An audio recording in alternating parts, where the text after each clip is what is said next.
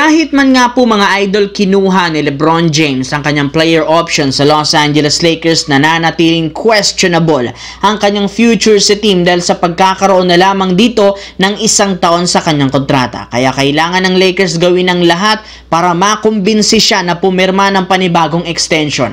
At iyan rin naman ang kasalukuyang ginagawa ng front office, especially ni Rob Pelinka na kasalukuyang kinakausap ngayon ng masinsinan ang veteran superstar. Alam na rin naman ng Lakers bago pumirma si LeBron ng bagong kontrata, o obserbahan muna nga nito ang team kung makakagawa sila ng isang championship lineup. At ito ang mismong dahilan bakit kinuha nila mga bagong player na sina Marcus Smart, DeAndre Ayton at Jake LaRavia. At para mapasulido ang championship lineup para kay LeBron, balak nilang gumawa ng isa pang trade para makakuha ng isa pang makakatulong. At kasama sa target ngayon sina Drew Holiday, Robert Williams III at si Nikola Vucevic na siyang sinuggest ni LeBron sa front office. 3 games ang napaglalaroan na ng Gilas Pilipinas ngayong FIBA Asia Cup, ngunit hanggang ngayon hindi pa rin naman dito nagagamit ni isang beses si Jamie Malonzo na parati nga pong ginagawang DNP ni Coach Tim Cone. Kaya isang malaking katanungan ng mga fans,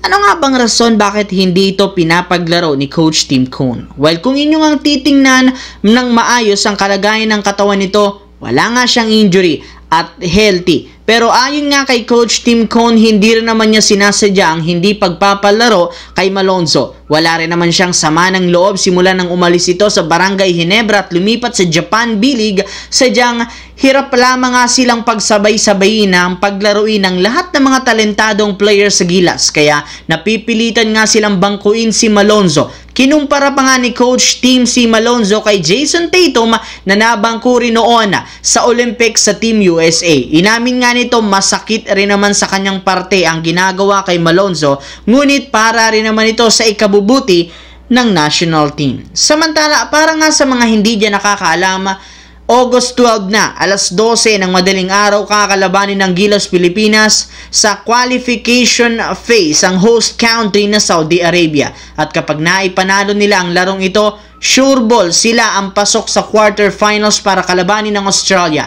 Pero hindi rin naman ito magiging mandadi dahil bago pa man mag-umpisa, dehado ang Gilas dito kontra sa Saudi. Yes mga idol, marami ang naniniwalang may papanalo ng Saudi Arabia o home team ang laro kontra sa Gilas since mas maganda ang kanilang performance sa group stage. Kumpara sa Gilas, mas efficient ang laro ng Saudi Arabia na tinalo nga po nila ang ilang malalakas na team sa Asia kagaya ng Jordan. Maliban dyan, hawak rin naman ito ang home court advantage na gaganapin sa kanilang lugar. Syempre, makukuha agad nila dito for sure ang momentum sa simula. Kaya mukhang kailangan ibigay ng Gilas ang lahat ng 100% effort para matalo at ma-upset ang host team na Saudi Arabia.